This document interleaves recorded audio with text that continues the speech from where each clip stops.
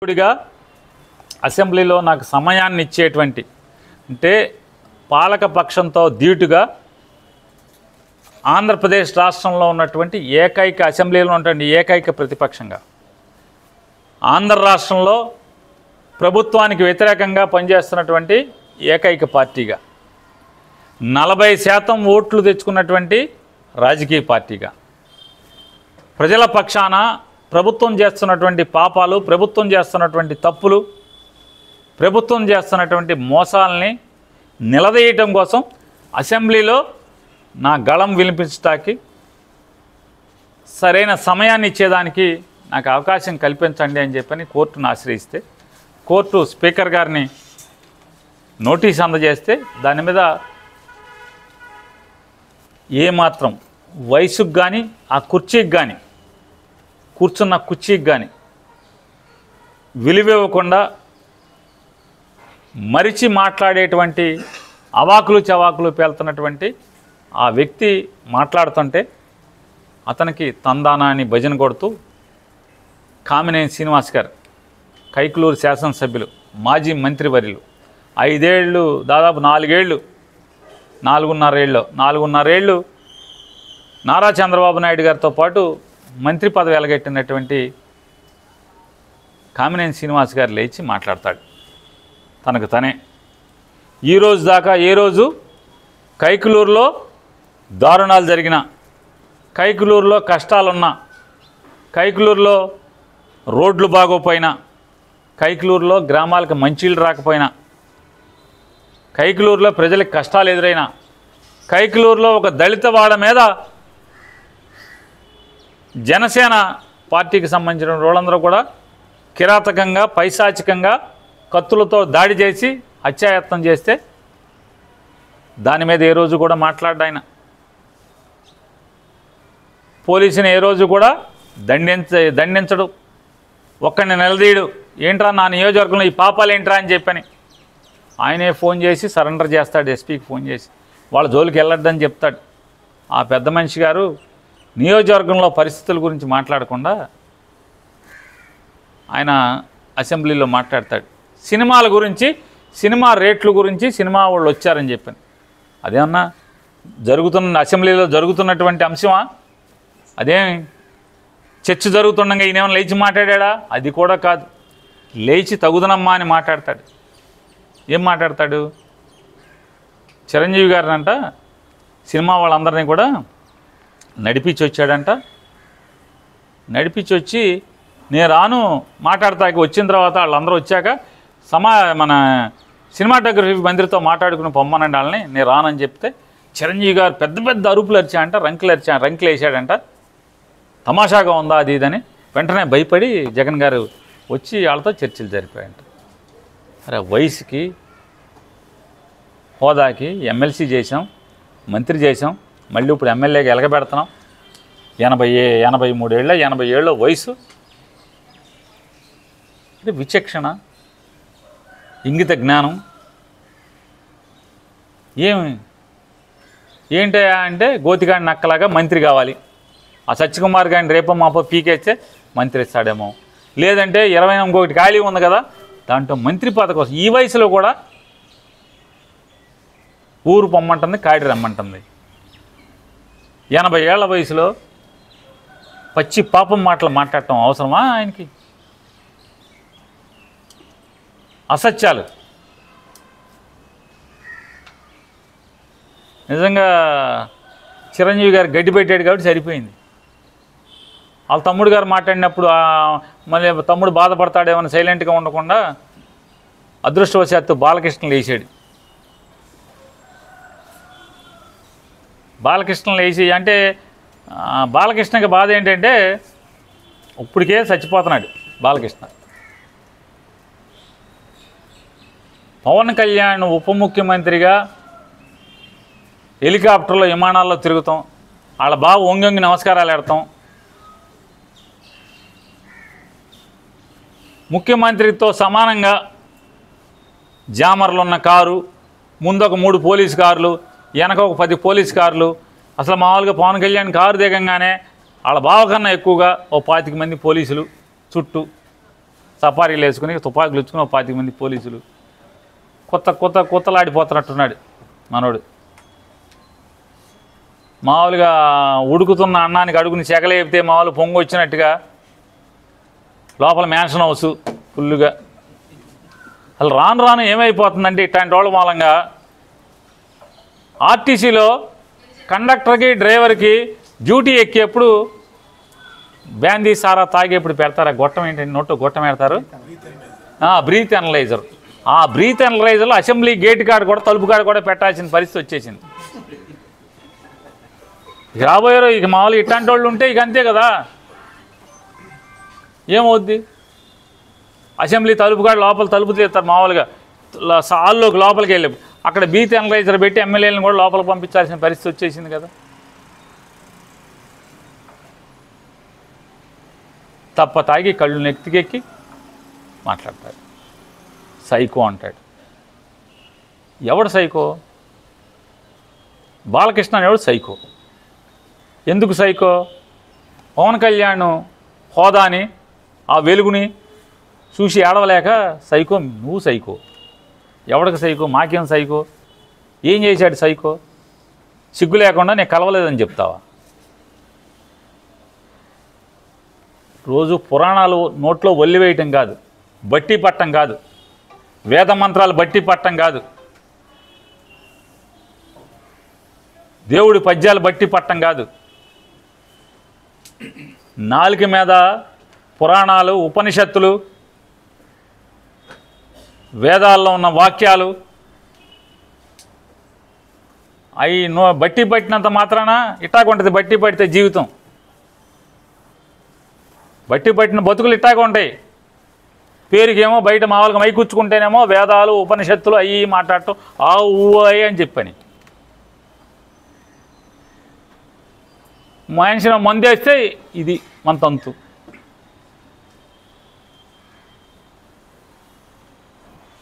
కామినేని శ్రీనివాస్ చిరంజీవిని పొగుడుతున్నాడు. ఆకాశానికి ఎగుతున్నాడు చిరంజీవిని. చిరంజీవి ముఖ్యమంత్రిని రంకెలేస్తే జగన్ బయటికి పరిగెత్తుకొచ్చాడు అని ఆకాశాన్ని లేపితే ఈయన ఉండబట్టలేపాడు.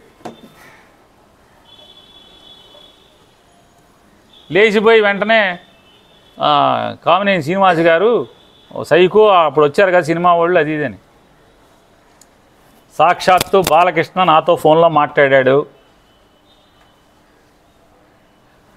నాతో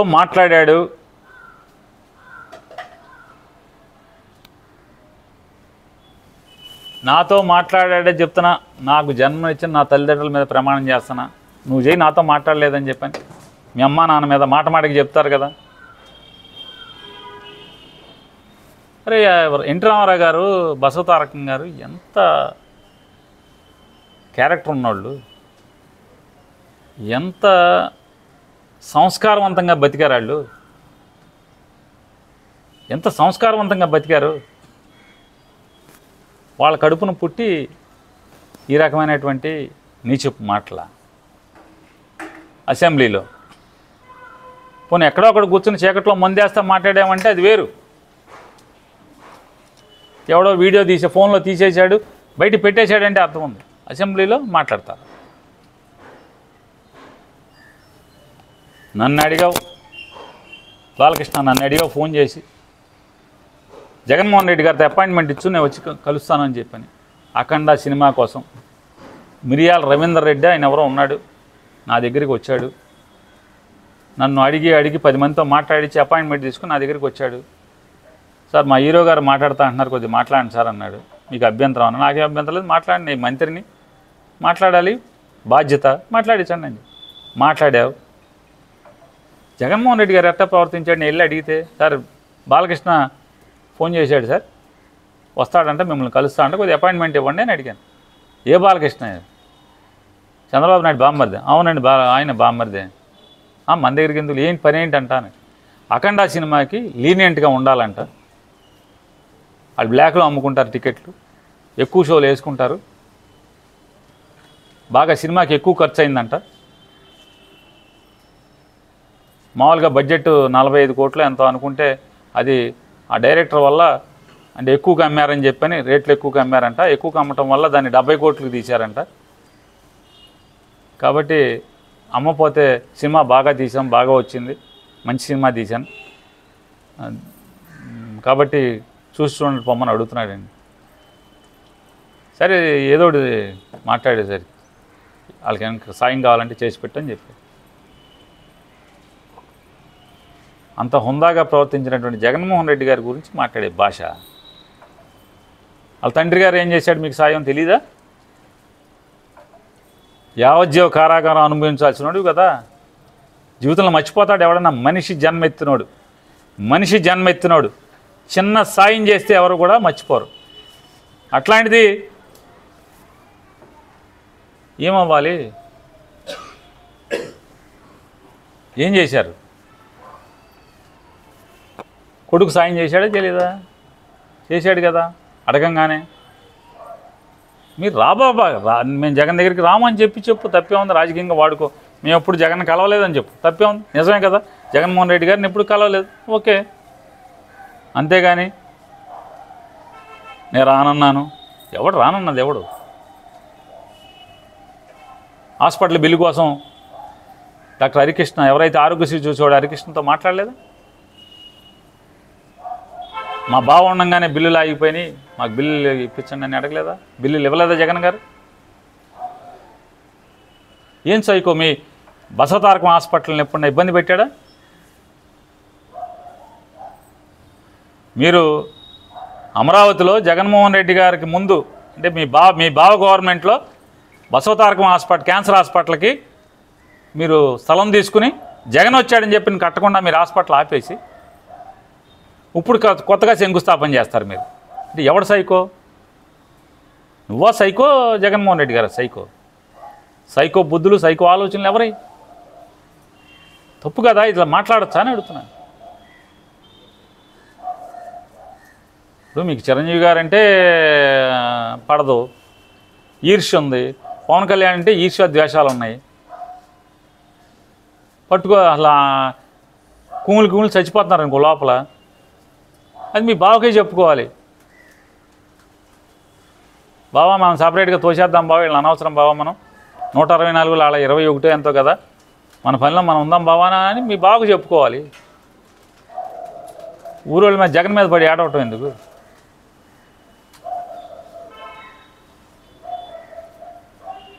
నిజంగానే ఈ కామినేని శ్రీనివాసు ఇట్లాంటి అవాకులు చవాకులు తప్పుడు మాటలు నిజంగా చిరంజీవి గారికి విలువిచ్చి మర్యాద ఇచ్చి సొంత అన్నలాగా ఆయన్ని ఆత్మ అభిమానంతో చూసుకుంటే చివరికి పవన్ కళ్యాణ్ ఇట్లాంటి చాలామంది ఇట్లాంటి తప్పుడు మాటలు మాట్లాడి ఎన్ని నిందలు మోసాం ఈరోజు దాకా కూడా. దాదాపుగా ఒక 3-4 సంవత్సరాలుగా ఎన్ని నిందలు మోస్తూ వస్తున్నాను. నిజంగా చిరంజీవి గారు ఇవాళ రాసినటువంటి ఉత్తరమే పవన్ కళ్యాణ్ వాగినప్పుడే రాసి ఉంటే కనుక అతను నోరు మూర్చబడేది, జగన్ గారి మీద కూడా ఇంత విషం చిమ్మేటువంటి పరిస్థితులు ఉండేవి కాదు. సరే మంచికో చెడుకో చిరంజీవి గారిని కూడా స్వాగతిస్తున్నాను. ఇట్లాంటి దుర్మార్గులు కామినేని శ్రీనివాసు, బాలకృష్ణ లాంటి తప్పుడు మాట్లాడేవాళ్ళు, దుర్మార్గులు, కిరాతకులు, నోళ్లు మూయించేటువంటి మంచి పని వాళ్ళకైనా చేశారు చిరంజీవి గారు. ఆయన తక్షణం స్పందించినందుకు మనస్ఫూర్తిగా ఆయన స్వాగతిస్తున్నాం. ఆయన మాటల్ని ఆయన రిలీజ్ చేసినటువంటి ఆ ఉత్తరాన్ని, జరిగిన సంఘటనలు చెప్తూ అంటే అంత గొప్పగా వాళ్ళని చూస్తే ఈ రోజుకి మేము తప్పులు చేసి ఉంటే సినిమా ఇండస్ట్రీ పట్ల మేము తీసుకున్న నిర్ణయాలు తప్పుడు నిర్ణయాలు అయితే నారా చంద్రబాబు నాయుడు గారిని, పవన్ కళ్యాణ్ గారిని ఇద్దరిని నేను నిలదీస్తున్నాను. మేమిచ్చిన జీవో ఈ రోజుకి మీరు ఎందుకు ఇంప్లిమెంట్ చేస్తున్నారు? రద్దు చేయాలి కదా. మా నిర్ణయం తప్పుడుదైతే, సినిమా పరిశ్రమ పట్ల మేము తీసుకున్న నిర్ణయాలు తప్పుడు నిర్ణయాలు అయితే మీరు ఎందుకు రద్దు చేయట్లేదు? అదే జీవోని అనుసరించి వాళ్ళకి మీరు అందరికీ సినిమా రేట్లు ఎందుకు మీ దగ్గరికే రావాలని ఎందుకు కోరుకుంటున్నారు? ఆ రోజు జగన్మోహన్ రెడ్డి గారు సినిమా వాళ్ళని కాళ్ళకాడికి పిలిపించుకోవడం అని మీరు దుర్భాషలాడింది మరి ఇవాళ మీరేం చేస్తున్నారంటున్నా? ఎవరి కాళ్ళు బ్లాక్లో అమ్ముకోవచ్చు కదా, మీరెందుకు నియంత్రిస్తున్నారు? మీ కాళ్ళ కాడికి ఎందుకు రావాలని కోరుకుంటున్నారు?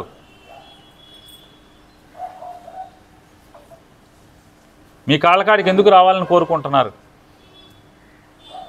అంటే మీరేమో పైనుంచి పైలోకం నుంచి సరాసరి బ్రహ్మదేవుడు బొడ్లోంచి ఊడిపడ్డారు.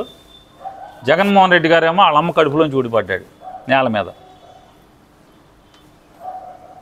మీరు చేస్తే అన్నీ పత్తిత్తు కౌరులు మీరు చేసేవన్నీ, అతను చేస్తే పాప పనులు అవన్నీ జగన్మోహన్ రెడ్డి గారు చేస్తే. సిగ్గు లేకుండా అదే జీవోని అనుసరిస్తున్నారు.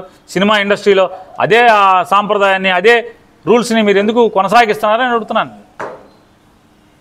కొనసాగించకూడదు కదా. జగన్మోహన్ రెడ్డి గారు ఆ రోజు కూడా చిరంజీవి గారికి, మహేష్ గారికి, అలాగే మన రాజమౌళి గారికి, ప్రభాస్ గారికి, వీళ్ళందరికీ చెప్పారు, నా భయం ఏం లేదు అన్నా, నా భయాలు ఒకటే, మీరు పేదవాడికి సినిమా టికెట్ అందకుండా తీసుకెళ్ళిపోయే పరిస్థితి ఉంటే, కుటుంబం సినిమాకి వెళ్తే మినిమం 1000 రూపాయల నుంచి 2000 రూపాయలు లేచి వెళ్ళిపోతే, ఇవాళ ఓటీటీ వచ్చేసినాయి, నెలకి 100 రూపాయలు కడితే చందా మొత్తం అన్ని సినిమాలు ఇంట్లో చూసే పరిస్థితి ఉన్నప్పుడు, టీవీ స్క్రీన్లు కూడా మారిపోయినాయి. అన్నీ ఓఎల్ఈడీలు ఇట్లాంటి రకరకాల డిజిటల్ 8,000K 10,000K భవిష్యత్తులో ఇంకా మారిపోయే పరిస్థితులు ఉన్నాయి. హై క్వాలిటీతో, హై రెజల్యూషన్తో cinema sound system, effective sound systems వచ్చేసినాయి టీవీల్లో. సినిమా దెబ్బతినేస్తుంది. సినిమా థియేటర్లు కళ్యాణ మండపాలు గాను, కాంప్లెక్స్లు కానీ మారిపోయే పరిస్థితులు వస్తాయి. మీరేసుకుంటాక సినిమా థియేటర్ దొరికే పరిస్థితి ఉండదన్నా, మీరు ఆలోచించండి అన్నా అని చెప్పి అందరికీ చెప్పారు. అందుకోసమే తప్పితే వేరే ఏం కాదు. సామాన్యుడికి ఇదొక్కటే మాత్రమే ఎంటర్టైన్మెంట్ అయిన, తెలుగువాడికి ఎంటర్టైన్మెంట్ అయిన సినిమా పరిశ్రమ మూతపడే పరిస్థితి వస్తుంది. థియేటర్లు ఉండవు, క్లోజ్ అయిపోతాయి థియేటర్లు అని చెప్పారు. అందుకు గురించి తప్పితే నాకేంటనా? మీరు ఎవరు సంపాదించుకుంటే, మీరు 50 కోట్లు తీసుకుంటే, 100 కోట్లు తీసుకుంటే నాకేంటనా? మీరు కష్టపడతారు, చేసుకుంటారు. ఆయన ఇంకో మాట కూడా ఆ రోజు చర్చలో మాట్లాడారు. అన్నా, మీరు సంవత్సరానికి ఒక సినిమా, 2 సంవత్సరాలకు ఒక సినిమా తీస్తే సినిమా ఇండస్ట్రీ కూడా, టెక్నికల్ టీం అంతా కూడా చచ్చిపోద్దన్నా. మీరు టెక్నీషియన్స్ అందరూ కూడా, మీరు ఒక సినిమా తీస్తారు, కానీ మీరు సంవత్సరానికి 4-5 సినిమాలు తీయకపోతే టెక్నీషియన్స్ ఏమైపోతారు? క్యారెక్టర్ ఆర్టిస్టులు ఏమైపోతారు? వాళ్ళ గురించి కూడా ఆలోచించండి అన్న సినిమా పెద్దలందరూ కూడా. సంవత్సరానికి ఒక సినిమా మీరు తీస్తే, ఉన్నవాళ్ళు పెద్దవాళ్ళందరూ కూడా 4 సినిమాలు తీస్తే, 5 సినిమాలు తీస్తే అందరూ కలిసి, మరి క్యారెక్టర్ ఆర్టిస్టులు, చిన్న నటులు భోజనం ఎట్లా? టెక్నీషియన్స్కి భోజనం ఎట్లా? భోజనం ఎవడో పెడతాడు? ఇదొక వ్యసనం లాంటిది. దీనికి అలవాటు పడ్డాడు, దీనికి తప్పితే ఇంకో పనికి వెళ్ళలేడు. ఇవన్నీ చర్చ వచ్చినాయి.